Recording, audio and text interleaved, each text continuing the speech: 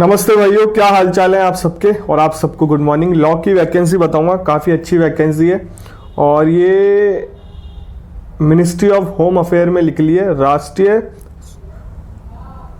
राष्ट्रीय रक्षा यूनिवर्सिटी, ठीक है। और एक वैकेंसी बीएसएनएल में निकली है लीगल कंसल्टेंट की। दोनों वैकेंसी कवर करूंगा और इन दिनों बहुत अच्छी वैकेंसी निकली है। अगर आपने मेरे कुछ दिन के वीडियो नहीं देखे तो देख लेना, अगर डेट है तो आप फॉर्म फिल कर देना।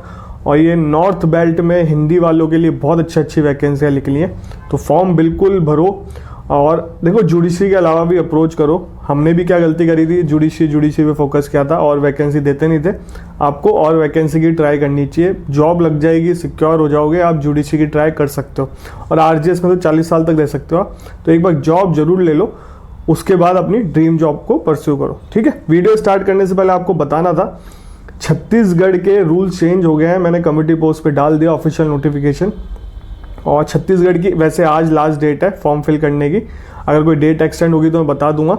तो वैसे मैंने बता दिया था, उसमें रजिस्ट्रेशन हटा दिया। जिनके पास लॉ की डिग्री है फॉर्म फिल कर सकते हो। अब किसी को छत्तीसगढ़ की टेस्ट सीरीज, हिमाचल प्रदेश की टेस्ट सीरीज, रेलवे की टेस्ट सीरीज चाहिए तो लिंक है ऐप का, आप ऐप को डाउनलोड कर लेना, मेरा कोड यूज़ कर लेना Nitin20, आपको डिस्काउंट मिल जाएगा। अगर आपको रेलवे के chief law assistant, welfare inspector और असिस्टेंट लेबर कमीशन का बैच चाहिए, अगर आपको कोचिंग करनी है तो मैं कोचिंग वालों के फ़ोन नंबर डाल रहा हूँ, आप उनसे बात कर सकते हैं, ज्वाइन कर सकते हैं। आपको अभी शिवरात्रि का ऑफर चल रहा है, 50% ऑफ मिलेगा और फ्री बहुत सारी चीज़ें मिलेंगी। रिकॉर्डेड क्लासेस फ्री मिलेंगी, नोट्स फ्री मिलेंगे, टेस्ट सीरीज फ्री मिलेगी आपको और बहुत कुछ है। एक बार आप उनसे बात कर लेना, बाकी जो भी डाउट है आपके मन में उनसे क्लियर कर लेना। अब बात करते हैं वैकेंसी की। ये मिनिस्ट्री ऑफ होम अफेयर में लिख ली है, एडवर्टाइजमेंट नंबर 3 2025 है। इसमें senior professor law, associate professor law, assistant professor law. Assistant professor fresher की जॉब है, इस चीज़ का ध्यान रखना। अगर आपके पास नेट करी हुई है आप अप्लाई कर सकते हो।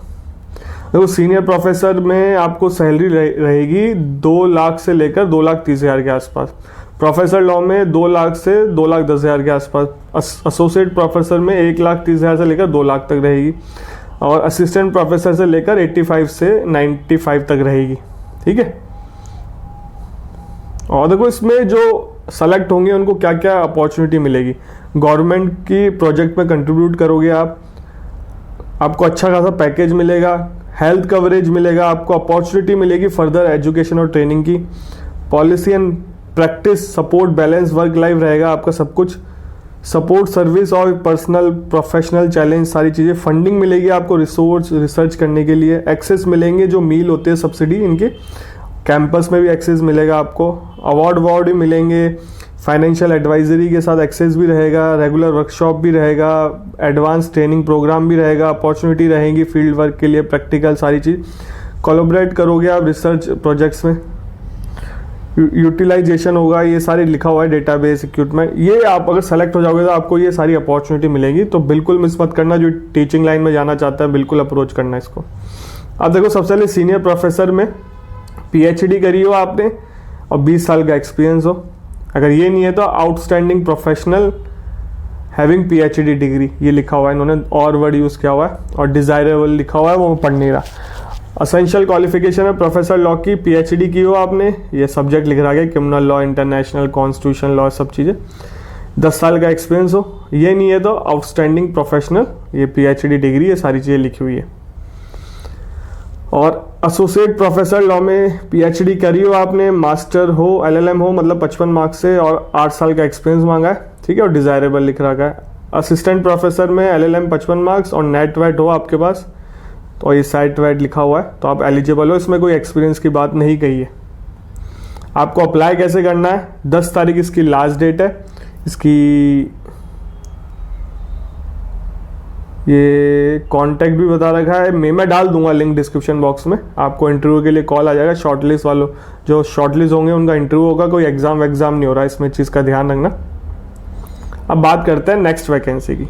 बीएसएनएल में लिख ली है और लीगल कंसल्टेंट की है, 3 वैकेंसी है और कॉन्ट्रैक्ट बेसिस पे है, 3 साल के लिए रहेगा। एज मैक्सिमम 32 है। क्वालिफिकेशन बता रखी है इसमें, 3 साल वाली हो चाहे 5 साल वाली लॉ करी हो आपने, रजिस्ट्रेशन होना चाहिए, अप्रूव होनी चाहिए बार काउंसिल से, कॉलेज, 60% होने चाहिए आपके पास, और 3 साल का एक्सपीरियंस मांगा है इसमें। 3 साल का एक्सपीरियंस हो, रजिस्ट्रेशन करा रखा हो, अप्लाई कर सकते हो। डिस्क्वालिफिकेशन भी लिखी हुई है, वो पढ़ने की, एक साल शादी, ये कॉन्ट्रैक्ट में, ये सारी चीज़ें लिखी हुई हैं। 75,000 आपको सैलरी मिलेगी। अब क्या क्या काम रहेगा आपका, डीलिंग विद इशू, जो भी BSNL के इशू होंगे, commercial contract, taxing, company law, ये सारे civil law, rent dispute, labour law, land matter, service matter, ये आपको देखना पड़ेगा। लीगल मैटर को हैंडल करना पड़ेगा day to day. Writ petition, review petition, SLP, ये सब भी प्रिपेयर करनी पड़ेगी। एफिडेविट, रीजॉइंडर, स्टेटमेंट, डिफेंस, सब चीज़ प्रिपेयर करना पड़ेगा। एग्जामिन, जजमेंट, और ब्रीफ करना पड़ेगा सीनियर लॉ ऑफिसर को। रेगुलर मॉनिटर करना पड़ेगा केसेस को। अटेंड करने पड़ेंगे court hearing, arbitration proceeding. Analyse करना पड़ेगा लीगल इशू, लीगल कंसल्ट देनी पड़ेगी। 9:30 से 6 बजे तक ऑफिस वर्क रहेगा, ठीक है। और इसकी ऑफिशियल वेबसाइट बता ही देता हूँ, www.bsnl.co.in। मैं इसकी ऑफिशियल वेबसाइट का लिंक डिस्क्रिप्शन बॉक्स में डाल दूंगा।